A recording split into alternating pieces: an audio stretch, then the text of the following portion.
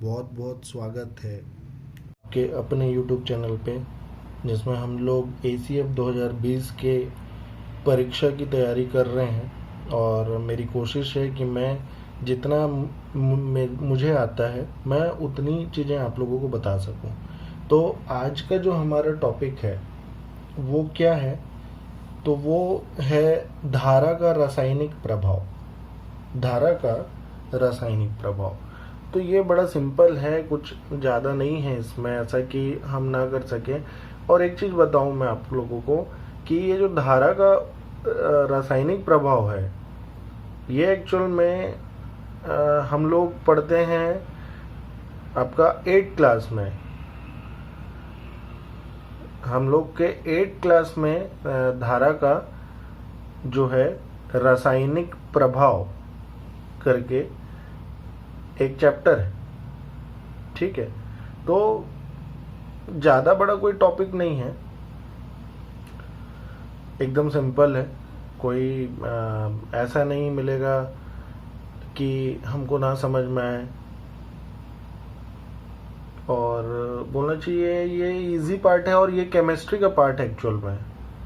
ये एक्चुअल में केमिस्ट्री का पार्ट है।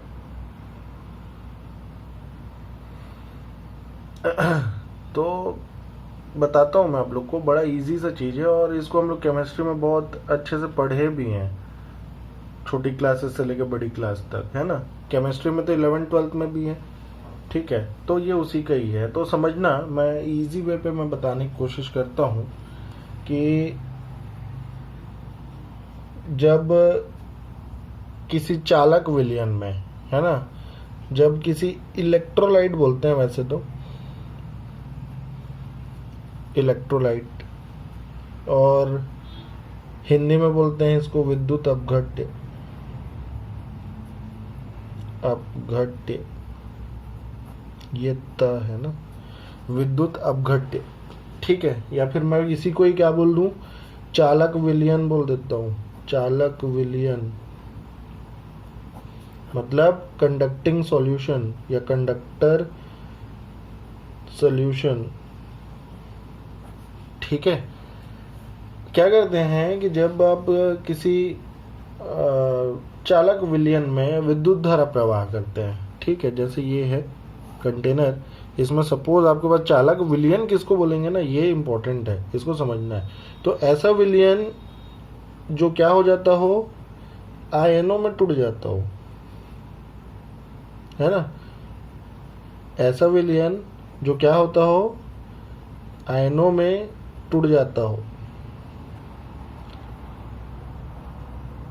समझ में आ रही है।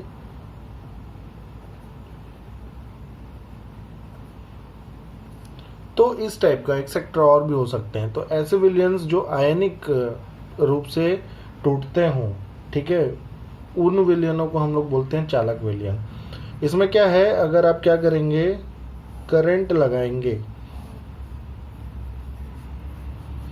आप इसमें क्या करेंगे, करंट लगाएंगे, तो क्या होगा, इसमें सपोज करो क्या है, CuSO4 है, तो किस में ब्रेक होगा, तो 2Cu प्लस SO4 2 माइनस, ये इसमें ब्रेक हो जाएगा, ठीक है। ZnSO4 होता है तो सेम कंसेप्ट, ZnSO4 की अगर मैं बात करूं तो 2Zn plus plus SO4 2 minus, ठीक है। तो इस जो प्रभाव है कि देखिए करंट लगा रहे हैं हम लोग, धारा लगा रहे हैं, तो क्या हो रहा है, विलयन उसके आयनों में टूट रहा है, ठीक है, उनके अवयवों में विभक्त हो रहा है, उसके एलिमेंट्री पार्टिकल्स में क्या हो रहा है, डिवाइड हो रहा है, जिनसे मिलके वो बना है, ठीक है। तो इस टाइप के प्रभाव को धारा का रासायनिक प्रभाव कहते हैं। बहुत सिंपल है, बहुत सिंपल, ठीक है। तो हमको यही समझना है धारा का रासायनिक प्रभाव क्या है। तो धारा का यही रासायनिक प्रभाव है, और ये बेसिकली ये केमिस्ट्री का टॉपिक है। केमिस्ट्री में ये इलेक्ट्रोकेमिस्ट्री के नाम से हम लोग इसको करते हैं, पढ़ते हैं, पढ़ाते हैं, ठीक है। तो समझना कि धारा का रासायनिक प्रभाव, ये जो अभी एक्सप्लेन किया, इसी को ही बोलते हैं, ठीक है। आगे देखेंगे अपन लोग, आगे हम तो जब किसी द्रव में क्या करते हैं हम लोग, विद्युत धारा लगाते हैं, तो वो द्रव अगर अपने आयनों में विभक्त हो जाता है तो हम लोग उसको बोलते हैं धारा का रासायनिक प्रभाव। और इस घटना को ही हम लोग बोल देते हैं क्या, इसको ही हम लोग बोलते हैं विद्युत अपघटन। विद्युत अपघटन करना, इलेक्ट्रोलिसिस, विद्युत अपघटन हिंदी में, हिंदी में विद्युत अपघटन, और इंग्लिश में इलेक्ट्रोलाइसिस बोलते हैं अपन लोग, इलेक्ट्रोलिसिस करना। ठीक है, तो ये कंसेप्ट है हमारा। अब इसी के बेसिस में हम लोग को क्या पढ़ना है, सेल के बारे में पढ़ना है, सेल बैटरी के बारे में पढ़ाई करना है। ठीक है, तो पूरा जो सेल और बैटरी का कंसेप्ट है वो है धारा का रासायनिक प्रभाव में। ठीक है ना, तो देखते हैं क्या को बोलते हैं सेल या बैटरी, क्या होता है, उसके बारे में थोड़ी चर्चा कर लेते हैं। तो मैं हेडिंग डाल देता हूँ, क्या डाल देता हूँ, सेल, है ना।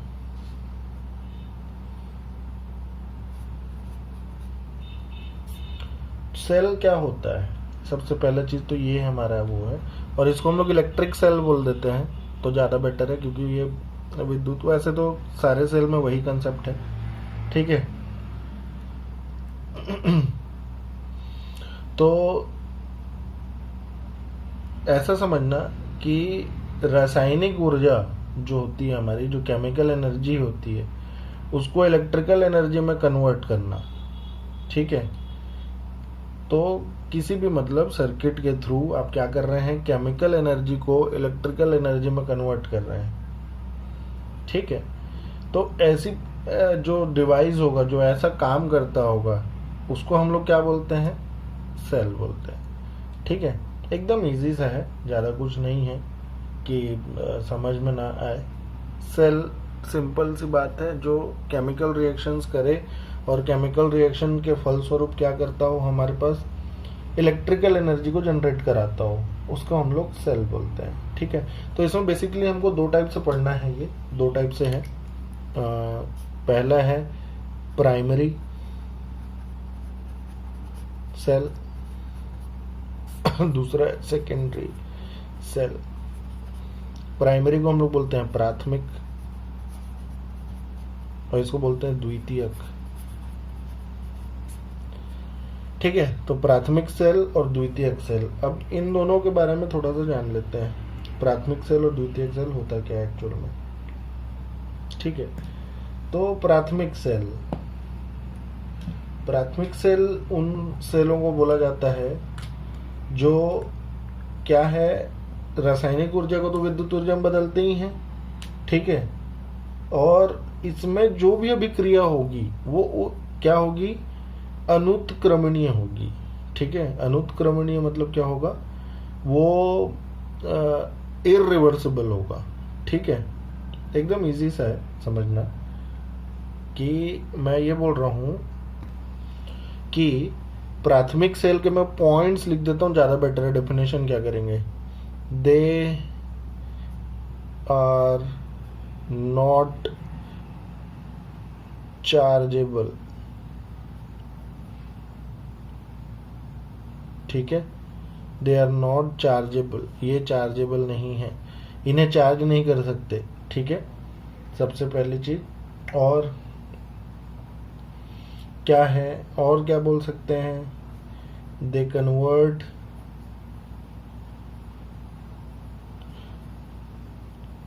केमिकल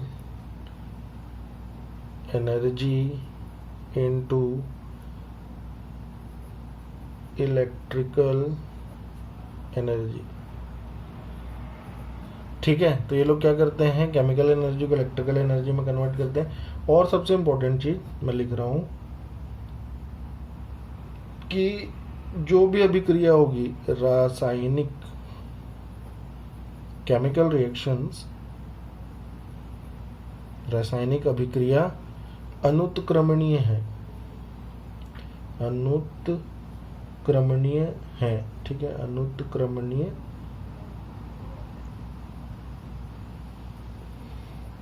है, मतलब ये जो केमिकल रिएक्शंस होंगे, केमिकल रिएक्शंस कैसे होंगे?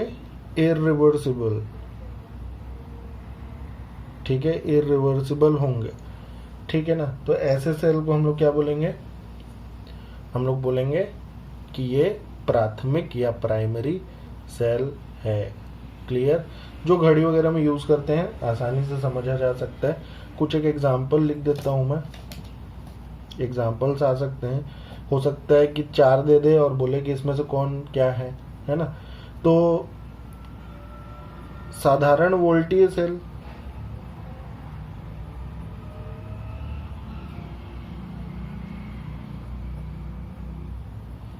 और होता है क्या? लोकलांश जो है,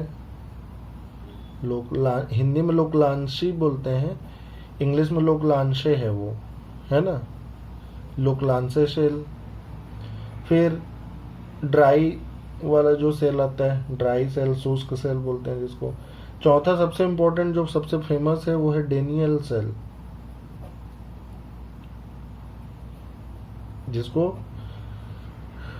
कौन बनाया था? प्रोफेसर डेनियल, ठीक है।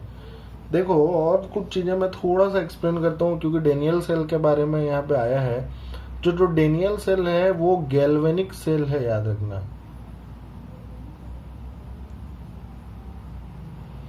ठीक है। इसको हम लोग गैल्वेनिक सेल भी बोलते हैं। और दूसरी बात, गैल्वेनिक सेल को हम कैसे पहचानते हैं? तो याद रखना, इसमें 2 अलग अलग बीकर्स होते हैं और 2 इलेक्ट्रोड, दोनों इलेक्ट्रोड जो है वो अलग अलग होता है। सपोज अगर आप इसको जिंक बनाते हैं तो ये कॉपर है, ठीक है। डेनियल सेल का पहचान ही है, उसमें जिंक और कॉपर की रॉड होती है। अगर ये जिंक है तो यहाँ पे इसका जो लिक्विड है वो ZnSO4 है, और यहाँ पे अगर कॉपर है तो इसका जो लिक्विड है वो CuSO4 है, कॉपर सल्फेट और जिंक सल्फेट। और यहाँ पे बीच में सबसे इंपॉर्टेंट टर्म लगता है जिसको हम लोग इंग्लिश में बोलते हैं सॉल्ट ब्रिज।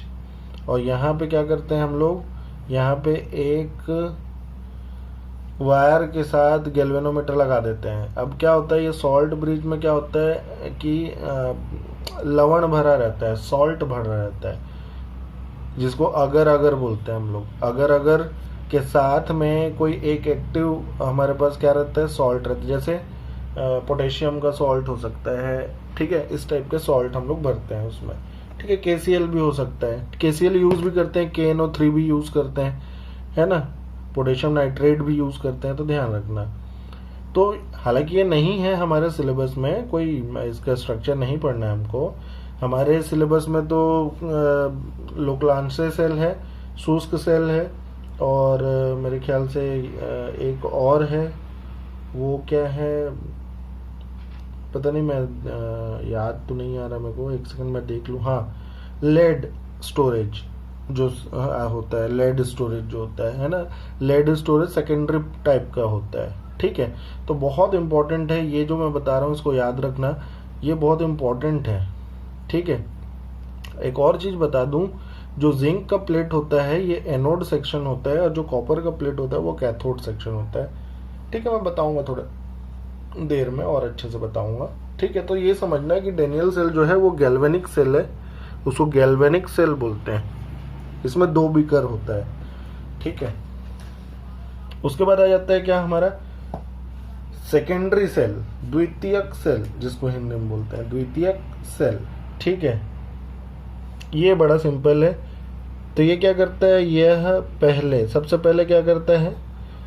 पहले क्या करता है? रासायनिक ऊर्जा, ठीक है। सबसे पहले क्या करेगा ये? बोलना चाहिए कि रासायनिक ऊर्जा में कन्वर्ट होगा इलेक्ट्रिक एनर्जी। फिर उसके बाद क्या होगा कि केमिकल एनर्जी को इलेक्ट्रिक एनर्जी में बदले, फिर उसके बाद इलेक्ट्रिकल एनर्जी को ये किस में बदलता है? केमिकल एनर्जी में बदल देता है वापस से, मतलब रिचार्ज कर देता है, ठीक है। हम लोग प्लग इन करते हैं ना बैटरी फोन का, वो क्या हो जाता है? रिचार्ज। तो पहले क्या होता है उसमें? जो केमिकल एनर्जी है, ठीक है, वो क्या करता है पहले?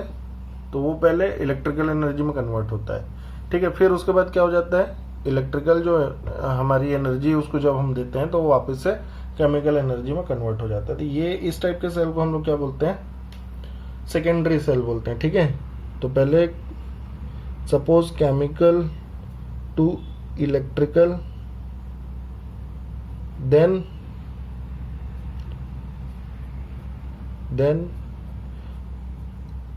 इलेक्ट्रिकल टू केमिकल, मतलब ये दोनों साइड से होता है, ये समझना है हम लोग को। ठीक है, तो ये सिंपल है। दूसरी चीज, ये चार्जेबल है। ठीक है, चार्ज हो सकता है। ठीक, इंपॉर्टेंट चीज यही है। और इसका एग्जाम्पल जो अगर हम लोग देखेंगे एग्जाम्पल, तो एग्जाम्पल क्या है, तो हिंदी में हम लोग बोलते हैं सीसा संचायक सेल। सीसा संचायक सेल, इंग्लिश में बोलते हैं lead storage cell. Lead storage cell. ठीक है, और भी एक होता है लेड स्टोरेज सेल को एक याद रखना, इसी को ही हम लोग क्या बोलते हैं, अम्लीय संचयक सेल भी बोलते हैं, एसिड स्टोरेज सेल भी बोलते हैं। और एक और होता है जिसको हम लोग नी फे सेल भी बोलते हैं। ठीक है, नी फे सेल, और ये क्षार बेस का होता है, मतलब ये बेस का होता है, क्षारीय होता है। ठीक है, तो ये सिंपल सा तरीका है जो हमको सेल का क्या करता है, डिवाइड करके दिखाता है कि सेल कितने प्रकार के होते हैं, कैसे होते हैं। ठीक है, तो आगे हम लोग थोड़ा और डीप में जाएंगे। तो देखिए, हमारे सिलेबस में यही है, इसके क्या हो सकते हैं एडवांटेज एंड डिसएडवांटेज। तो सिंपल है, जो चार्ज नहीं हो सकता वो वन टाइम यूज़ है, जो चार्ज हो सकता है वो मल्टीपल टाइम यूज़ है। इस टाइप से आप लोग को बताना है, उसको तो मेरे को बताने की ज़रूरत नहीं है, वो तो हम लोग सिंपल डेफिनेशन और इससे समझ के कर सकते हैं। मैं सीधा आता हूँ किस में, हमको आना है सीधा किस पे, तो हमको टाइप ऑफ सेल जो बोला है उस पे आना है। तो हमको 3 सेल बोला है, पहला है लोक्लांशे सेल, दूसरा है शुष्क सेल, तीसरा है सीसा संचायक सेल। तो मैं बता दूं, पता नहीं सिलेबस कैसे बना है, लेकिन लोक्लांशे सेल ही ड्राई सेल होता है। जो लोक्लांशे सेल है वही एक्चुअल में ड्राई सेल का एग्जाम्पल है। तो मैं यहाँ पे ड्राई सेल नहीं पढ़ा के लोक्लांशे को ही पढ़ाऊंगा, इसको ही ड्राई सेल बोलते हैं। चाहे तो आप लोग बुक में देख सकते हैं। ठीक है, सेम कंसेप्ट है, कोई नया नहीं है। लोक्लांशे सेल में भी आप अमोनियम क्लोराइड और मैग्नीज ऑक्साइड और आप लोग जिंक क्लोराइड और हाँ ब्लैक कार्बन, आप इन चीज़ों का क्या करेंगे, मिक्सचर डालेंगे। लोक्लांशे सेल में भी यही है, ड्राई सेल में भी यही है। क्यों? क्योंकि ड्राई सेल का एग्जाम्पल लोक्लांशे सेल है, लेकिन नहीं मालूम सिलेबस में क्या लिखा है। तो मैं आप लोग को 2 सेल डिस्क्राइब करूंगा, एक है लोक्लांशे जिसको मैं शुष्क सेल बोलूंगा, और दूसरा क्या है हमारा सीसा संचायक सेल। ठीक है, तो एकदम सिंपल है, मैं कर देता हूँ, ज़्यादा कुछ तो है नहीं, एकदम सिंपल सा है।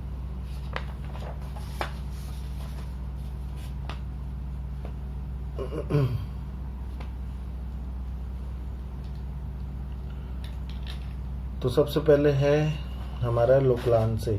ठीक है, लोक्लांशे सेल। ठीक, लोक्लांशे सेल में क्या है वो देख लेते हैं। अच्छा हाँ, ड्राई सेल में आप मर्क्यूरी सेल भी ले सकते हैं, तो मैं इसमें मर्क्यूरी बता दूंगा तो ज़्यादा बेटर रहेगा, लेकिन मैं पहले बता देता हूँ ये लोक्लांशे के बारे में। ठीक है, बहुत सिंपल सा है, बहुत सिंपल, बस आपको केमिकल रिएक्शंस ध्यान रखने हैं, और मैं बता दूंगा केमिकल रिएक्शंस कैसे पढ़ते हैं, कैसे बनाते हैं। आप लोग इजीली सीख जाओगे, बहुत इजीली, कोई मतलब ऐसा नहीं लगेगा कि अरे यार ये तो रिएक्शन अगर आ गया तो हम कैसे पहचानेंगे। बहुत इजी है, देखते जाइए और सीखते जाइए।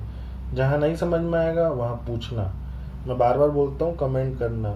ठीक है, अभी तो बहुत कम लोग देखते हैं वीडियो, लेकिन एक है जो भी देखते हैं वो लोग कम से कम डाउट आता है तो उसको प्लीज़ पूछें। तो ठीक है, तो पहला सेल है उसको बोलते हैं लोक्लांशी, हिंदी में लिखा हुआ है लोक्लांशी, इंग्लिश में बोलते हैं लोक्लांशे। ठीक है, तो देखो लोकलांसे सेल, लांशी सेल, इसी को ही बोलते हैं इंग्लिश में लोकलांसे, लोकलांसे।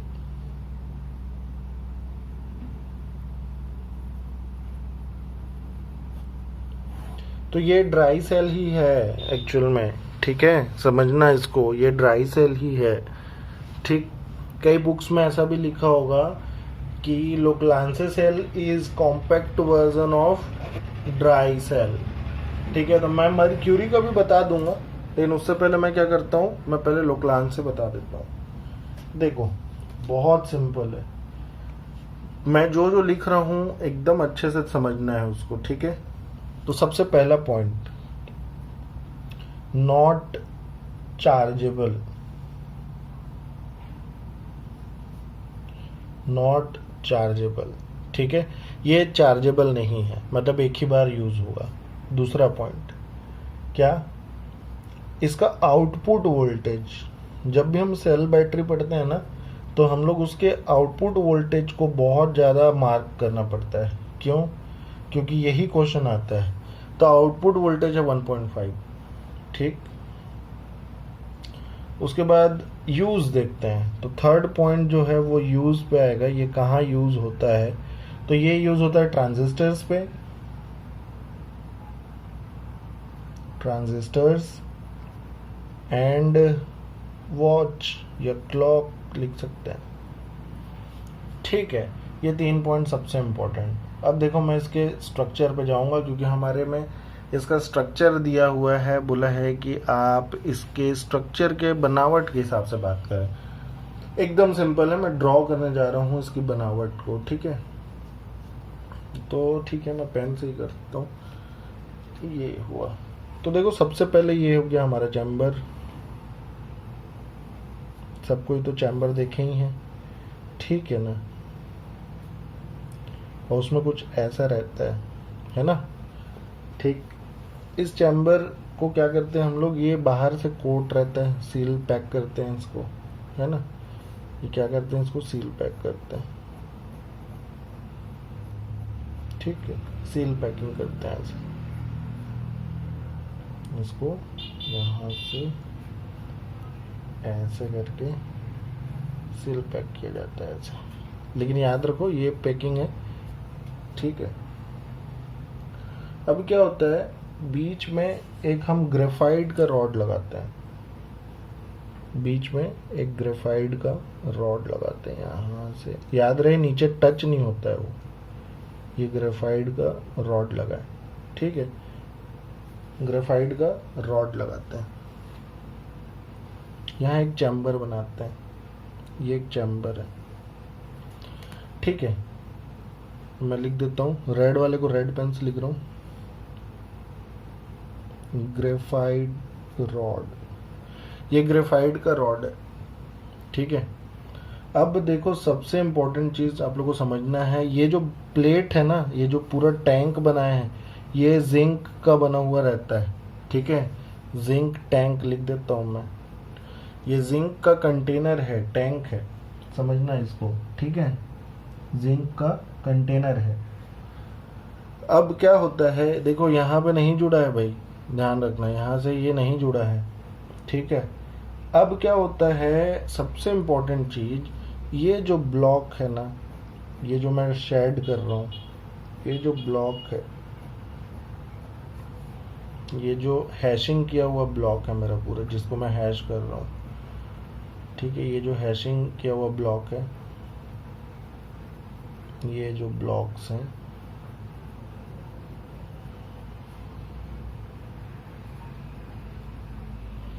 इसमें हम लोग भरते हैं क्या, पेस्ट, ठीक है। किस चीज का पेस्ट होता है वो समझो। तो यही सबसे इंपॉर्टेंट पार्ट है इस सेल का। इसमें आता है NH4Cl, ठीक है। फिर आता है मैग्नीज ऑक्साइड, फिर इसी में ही हम लोग क्या डालते हैं, ZnCl2, और इसी के साथ ही क्या होता है, ब्लैक कार्बन,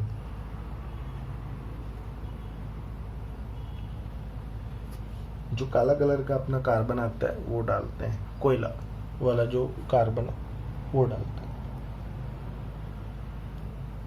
बहुत सिंपल है, एकदम सिंपल, कोई ऐसा चीज नहीं है जो ना समझ में आए, बिल्कुल भी। ठीक है, अब क्या करेंगे, अगर यहाँ से एक वायर जोड़ देंगे और यहाँ पे एक वायर जोड़ देंगे और क्या करेंगे, यहाँ पे एक बल्ब लगा देंगे अगर, ठीक है ना, एक अगर बल्ब लगा देंगे तो ये बल्ब क्या करेगा, ग्लो होने लगेगा। ठीक है, तो ये है ओवरऑल डिजाइन। अब मैं बताऊंगा कि कैसे यूज होता है, क्या होता है।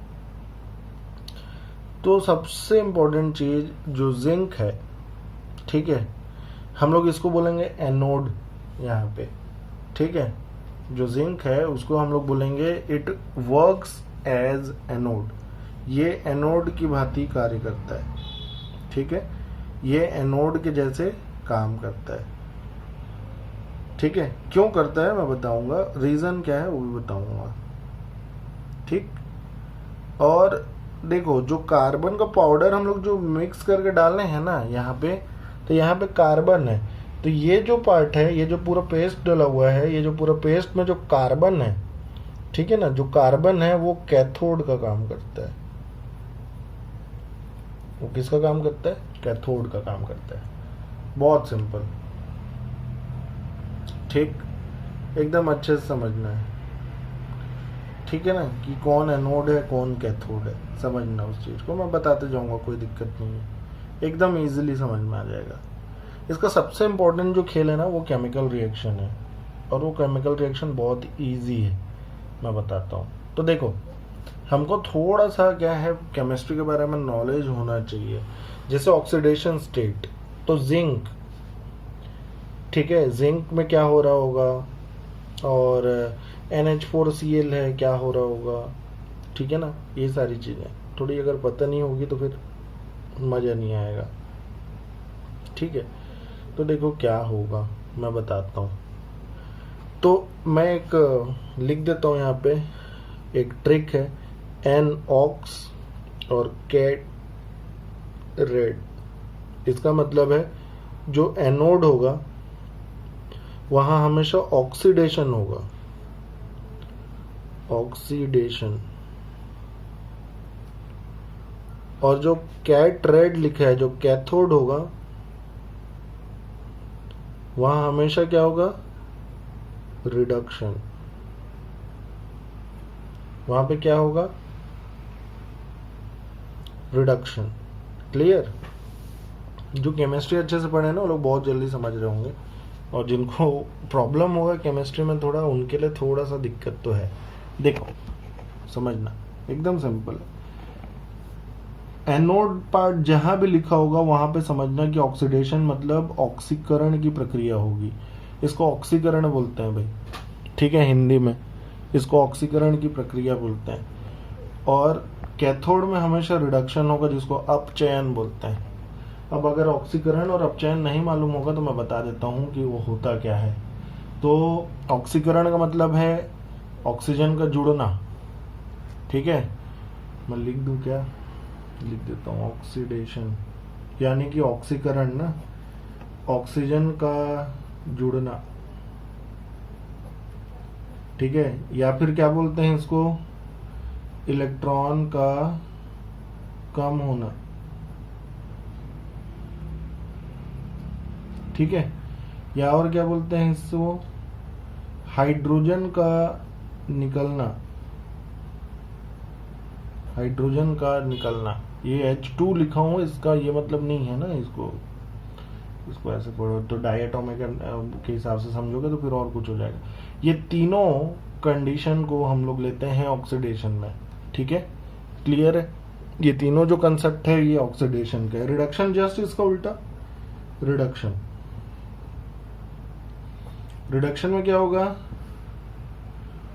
तो रिडक्शन का मतलब है क्या, हाइड्रोजन का जुड़ना, ठीक है, और ऑक्सीजन का निकलना, जस्ट उल्टा, इसका जस्ट उल्टा। और इलेक्ट्रॉन का यहाँ कम होना, तो यहाँ पे इलेक्ट्रॉन का ज्यादा होना। ये है हमको पहचानने का तरीका कि कहाँ पे ऑक्सीडेशन हो रहा है, कहाँ पे रिडक्शन हो रहा है। क्लियर बात? तो ऑक्सीडेशन रिडक्शन पहचानना बहुत जरूरी है। अगर नहीं आता है तो आप केमिस्ट्री नहीं पढ़ सकते, क्योंकि केमिस्ट्री में बहुत ज़्यादा इंपॉर्टेंट रोल है ऑक्सीडेशन और रिडक्शन का, ऑक्सीकरण और अपचयन का। ठीक है, तो अब देखते हैं आगे। तो देखो क्या हो रहा है कि यहाँ पे जो जिंक है, हालांकि जिन लोग केमिस्ट्री बेस मतलब जो साइंस नहीं ग्रुप के नहीं होंगे उन लोगों को दिक्कत जाएगा। तो जो जिंक है वो Zn+2 कैप्चर करता है। क्यों? क्योंकि वो 2 इलेक्ट्रॉन को डोनेट कर देता है। हमेशा 2 इलेक्ट्रॉन डोनेट करेगा और क्या करेगा, Zn+2 रख लेता है। ठीक है, अब इसको समझने के लिए आप लोग को ना थोड़ा केमिस्ट्री पढ़ना पड़ेगा। मैं अभी नहीं पढ़ा रहा उसको, बहुत डीप हो जाएगा वो। ठीक है ना? तो 2 इलेक्ट्रॉन क्या कर लिया, वो छोड़ दिया। अब होगा क्या, ये है रिएक्शन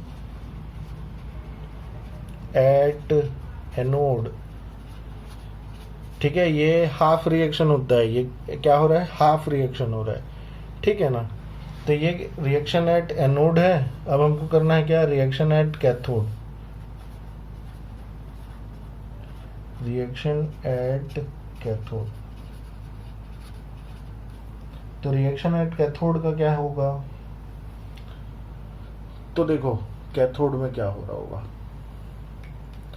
तो सबसे इम्पोर्टेंट चीज़ जो है ना, हमारे पास क्या क्या है उसको समझना। तो हमारे पास क्या है, एक है NH4Cl, इसके साथ है सबसे इम्पोर्टेंट चीज़ MnO2। अब समझो क्या होगा, यहाँ पे 2 इलेक्ट्रॉन क्या हो रहा है, आप निकाल रहे हो, ऑक्सीडाइज कर रहे हो, तो यहाँ पे रिडक्शन होना है। तो ये एक जगह है जहाँ पे दिख रहा है ऑक्सीजन जुड़ा हुआ है, मतलब यही रिड्यूस हो सकता है। ठीक है ना? थोड़ा हेवी कंसेप्ट अगर हो रहा होगा तो मैं समझ सकता हूँ। तो यहाँ पे सबसे पहले यहाँ पे ऑक्सीकरण चेक करते हैं, किसका, मैग्नीज का ऑक्सीकरण अवस्था।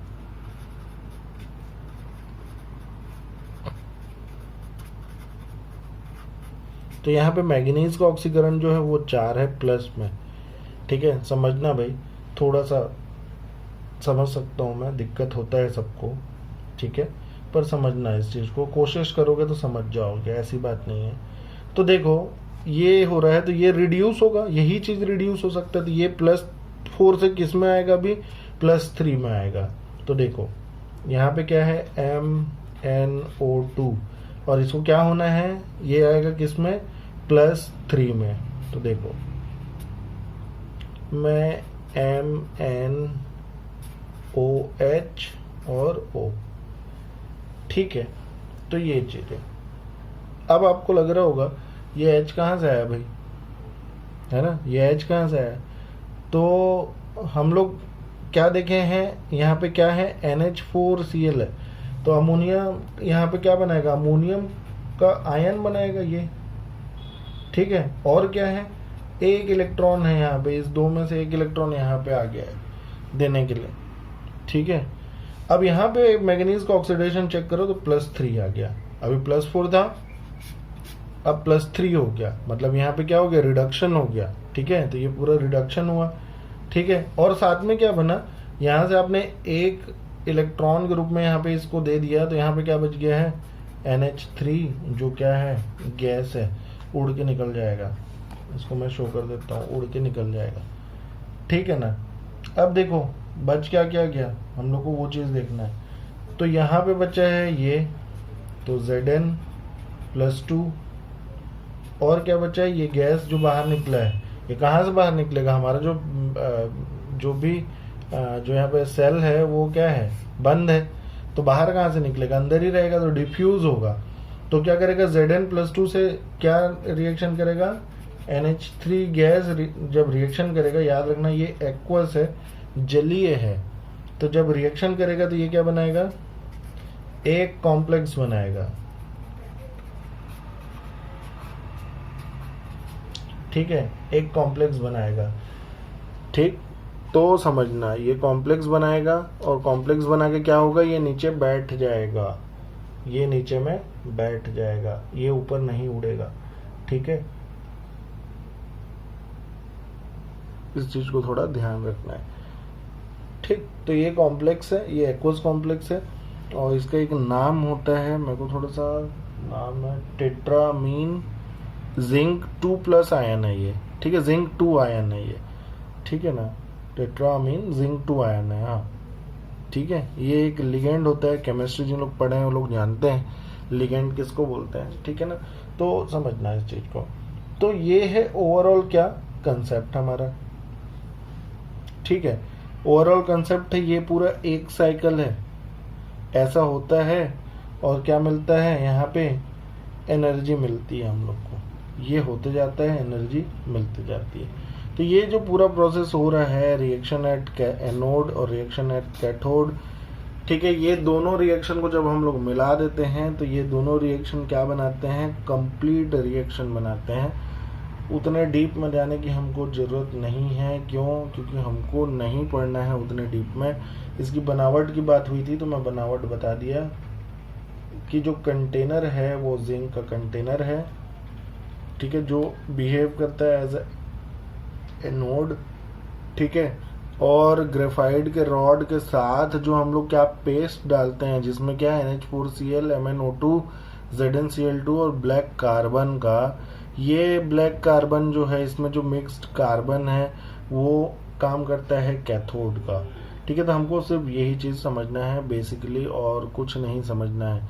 ठीक है, तो इसमें दो रिएक्शन होगा समझना, एक में होगा ऑक्सीडेशन, ऑक्सीडेशन जिसमें होगा वो होगा क्या, जिंक, और रिडक्शन जिसमें होगा वो बाकी की चीजें होंगी। ठीक है, तो ये हो गया आप लोग का क्या, लोकलान से सेल। ठीक है, तो अगला जो हम लोग सेल पढ़ेंगे वो पढ़ेंगे सीसा संचायक सेल। ठीक है, सीसा संचायक सेल किसको बोलते हैं, देखो ध्यान से। ठीक है, बहुत इंपॉर्टेंट है, बहुत ज़्यादा इंपॉर्टेंट। ठीक है, इसको बोलते हैं लेड स्टोरेज सेल भी बोलते हैं, मैं बोला था। ये है क्या, लेड स्टोरेज सेल। ठीक है, बहुत ज़्यादा इम्पोर्टेंट। तो मैं इसका बनावट वगैरह तो क्या है थोड़ा एक्सप्लेन कर देता हूँ। तो जो लेड स्टोरेज सेल है ये एक्चुअल में बहुत सारे बैटरीज को मिला के बनाया जाता है। ये चार्जेबल होता है। ठीक है ना, तो समझना इस चीज़ को। तो मैं बेसिकली इसमें स्ट्रक्चर बता दूंगा।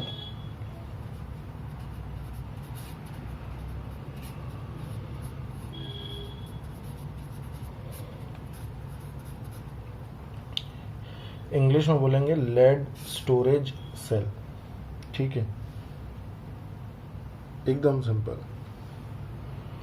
देखो एनोड में क्या होगा,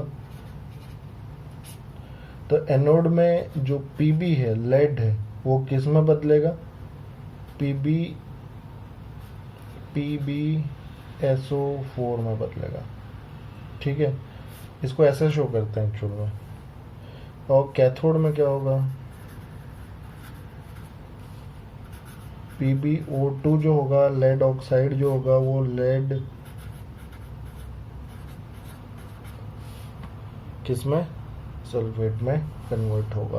ध्यान रखना, यहाँ पे ऑक्सीडेशन है 0, यहाँ पे ऑक्सीडेशन है +2, यहाँ पे ऑक्सीडेशन है +4 और यहाँ पे ऑक्सीडेशन है +2। याद रखना लेड की बात कर रहे हैं ना, लेड के ऑक्सीडेशन की बात कर रहे हैं, थोड़ा सा समझना उस चीज को। ठीक है, एक चीज ध्यान रखना, यहाँ पे H2SO4 जो है वो 30% कंसंट्रेशन का, सांद्रता का यहाँ पे मिलाया जाता है। ठीक है, इसमें। ठीक, तो रिएक्शन एट एनोड में बता देता हूँ। एनोड में जो रिएक्शन है वो होगा क्या, मैं बोला ऑक्सीडेशन हमेशा। देखो लग रहा होगा कि सर पूरा तो केमिकल रिएक्शंस बता रहे हैं करके, मैं थ्योरी इसमें तो कुछ है नहीं, इसकी बनावट क्या बताऊंगा, इसकी बनावट में ऐसा कुछ है ही नहीं। ठीक है, इसमें एक्चुअल में सीधा ऐसे ही है कि आप क्या करते हैं, इसमें आप 6 से 12 वोल्ट का करंट इसमें क्या कर सकते हैं, निकाल सकते हैं। ठीक है, किसी बुक में हो सकता है लिखा होगा कि 38% H2SO4 का कंसंट्रेशन लिया जाता है करके, लेकिन वो 30% के अराउंड ही है। ठीक है, तो देखो क्या रिएक्शन होता है, तो PB ठीक है ना। और पीबी किस में कन्वर्ट हो रहा है, तो इसमें कन्वर्ट हो रहा है, ये इसमें कन्वर्ट हो रहा है, PbSO4। क्लियर। अब सोच रहे होगे कि यहाँ पे SO4 कहाँ से आ गया, तो ये है ना, तो यहाँ पे क्या कर दूं, SO4 2 माइनस H2SO4 का क्या बच गया, SO4 2 माइनस, यहाँ पे क्या आ गया, 2 इलेक्ट्रॉन। हाँ कि ना। यहाँ पे ऑक्सीडेशन 0, यहाँ पे ऑक्सीडेशन 2, मतलब क्या आ गया, यहाँ पे 2 इलेक्ट्रॉन।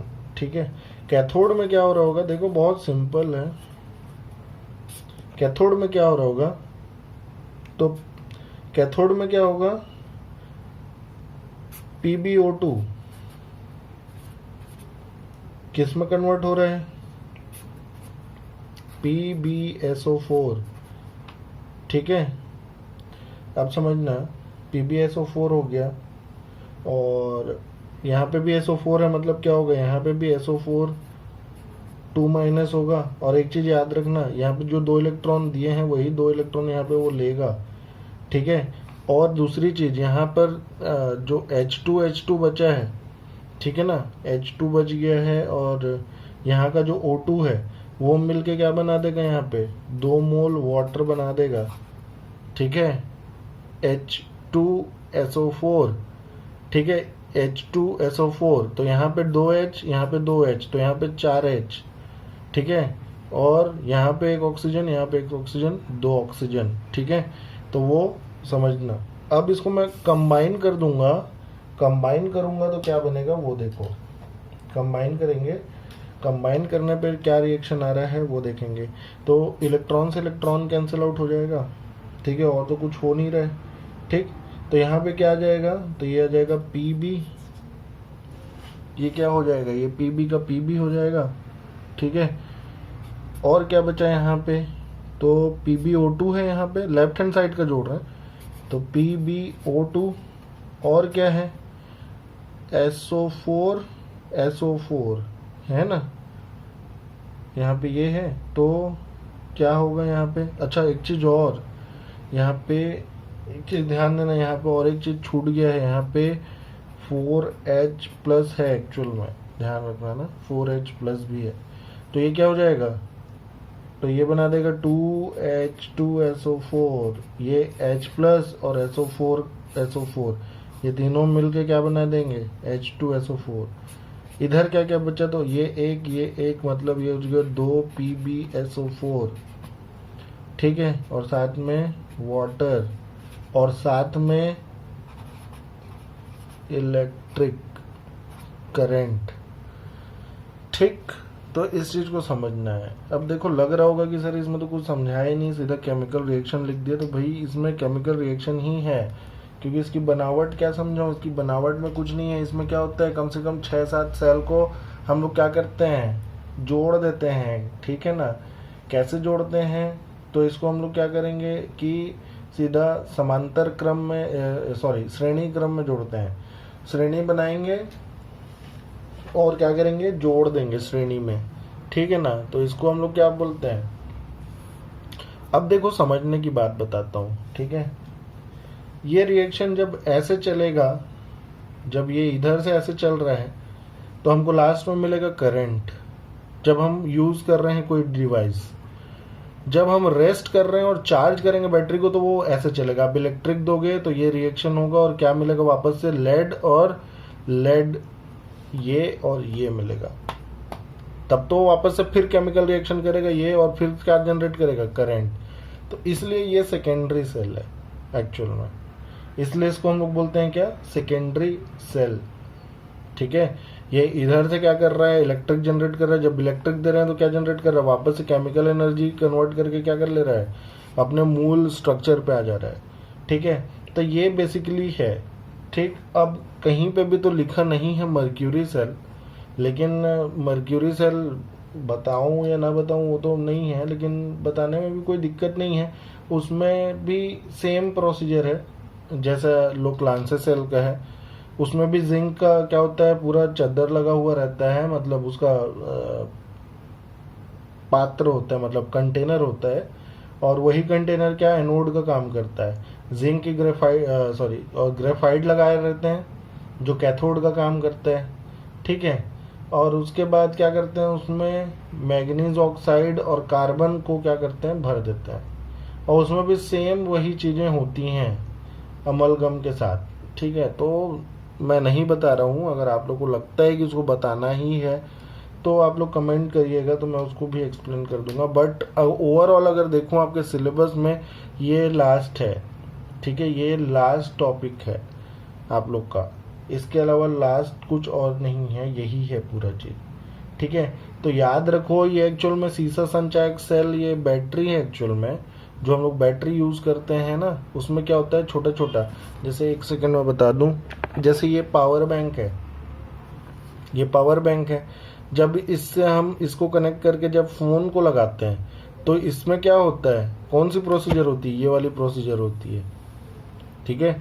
इसके अंदर ये नहीं लगा हुआ है ना भाई, समझना, मैं एग्जांपल दे रहा हूँ। क्या होगा कि जब हम लोग फ़ोन को लगाते हैं इससे तो ये प्रोसेस होता है, लेकिन जब हम पावर बैंक को चार्ज करते हैं, जब पावर बैंक को चार्ज करते हैं तो इलेक्ट्रिक अप्लाई करते हैं इसमें, और वो क्या करता है, ये वापस बना देता है, ठीक है। तो इसी टाइप का पूरा रोल है सीसा संचायक जो सेल होता है उसका, सेम यही कंसेप्ट है, कोई दूसरा चीज़ नहीं है। बैटरी एक्चुअल में, बैटरी सेल्स जो पेंसिल सेल होते हैं, छोटे छोटे पेंसिल सेल टाइप के होते हैं, उसको क्या करते हैं हम लोग, जोड़ देते हैं, ठीक है ना।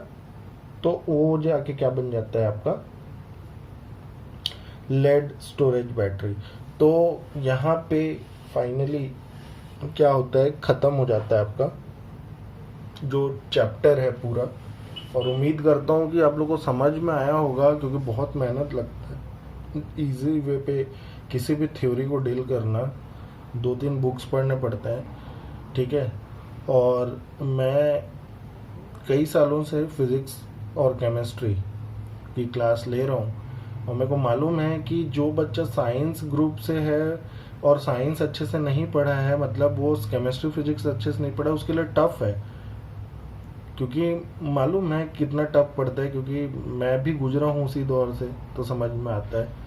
तो कोशिश कर रहा हूँ मैं कि एकदम इजी वे पे बताऊँ, ये हार्ड लग सकता है, मैं बार बार बोल रहा हूँ, लेकिन आपको समझना ही यही है कि सेल में क्या हो रहा है। एक्चुअल में जो सिलेबस में सेल दिया हुआ है उसमें reaction at anode, reaction in cathode, इसी का ही कंसेप्ट पूछेगा, कोई बाहर से नहीं पूछेगा, क्योंकि है ही ये चीज़, कोई दूसरा तो है ही नहीं इसमें। आपको क्या बोलेगा, क्या डालते हैं, कितना परसेंट H2SO4 डालते हैं, कितना क्या होता है, लेड कौन सा ऑक्सीडेशन में जाता है, या फिर क्या रिडक्शन अवस्था होती है, यही पूछेगा आपसे, कुछ और नया नहीं पूछेगा, बिल्कुल भी नहीं पूछेगा। तो इस चीज़ को समझना है, ठीक है। और मैं छोटा सा केमिस्ट्री का कंसेप्ट एक्सप्लेन करता हूँ। यहाँ Pb 0 है ना, यहाँ पे इसके सारे इलेक्ट्रॉन इसके साथ हैं, यहाँ Pb+2 आ गया ना, मतलब इसके साथ क्या हो गया, 2 इलेक्ट्रॉन कोई दूसरा शेयर कर लिया, ये SO4-2 चार्ज होता है ना, वो -2 क्या कर लिया, इसका ले लिया है -2, ये 2 इसका ले लिया करके इसके पास -2 एक्स्ट्रा हो गया, इसके पास क्या हो गया, 2 कम, इसलिए यहाँ पे प्लस है। यहाँ पे इलेक्ट्रॉन कम हो रहा है ना, समझना, मैंने बोला था इलेक्ट्रॉन का कम होना ऑक्सीडेशन होता है, यहाँ पे इलेक्ट्रॉन कम हो रहा है। जब भी किसी भी एलिमेंट पे प्लस का चार्ज होता है, प्लस आयन होगा, या प्लस जो दिखाता है वो एक्चुअल में दिखाता है उसके इलेक्ट्रॉनों की कमी। और यहाँ पे देखो +4 से +2 हो रहा है, डेट मीन्स क्या हो रहा है, 4 से 2, मतलब यहाँ पे 2 इलेक्ट्रॉन जुड़ रहे हैं, मतलब यहाँ रिडक्शन हो रहा है। तो ऐसे बहुत सारे कंसेप्ट हैं, और स्कूल लेवल पे जब मैं वीडियो अपलोड करूँगा, जिसको भी केमिस्ट्री या फिजिक्स सीखना होगा वो सीख सकता है। अभी तो मैं पूरा कंसंट्रेट ACF पे कर रखा हूँ, बट मैं स्कूल के पूरे वीडियोस अपलोड करूँगा, जो आप लोग के CGPSC मेंस के लिए भी बहुत काम आएंगे कुछ कंसेप्ट। तो बेसिकली मैं अभी जो पढ़ा रहा हूँ उसमें तो PSC मेंस को लेके पढ़ा रहा हूँ, HCF को लेके पढ़ा रहा हूँ, ताकि आप लोग को हेल्प मिल सके। मैं मानता हूँ एज पर मेंस नहीं है एक्यूरेट, लेकिन मेंस में ये सारी टॉपिक्स कवर होते हैं जो ACF के सिलेबस में। तो जितना भी कराया जा रहा है उसको आप लोग करिए, अच्छे से पढ़िए, और जितना ज़्यादा से ज़्यादा वीडियो को शेयर कर सकें उतना शेयर करिए, लाइक करें, कमेंट्स भी करें, तो पता चलेगा कि क्या इफ़ेक्ट रहा, ठीक है। तो उम्मीद करता हूँ आज का जो पूरा टॉपिक है सेल रासायनिक प्रभाव जो है, धारा का रासायनिक प्रभाव, ये आप लोगों को समझ में आया होगा। और इसी के साथ आप सबको थैंक यू, और keep watching my videos. Thank you.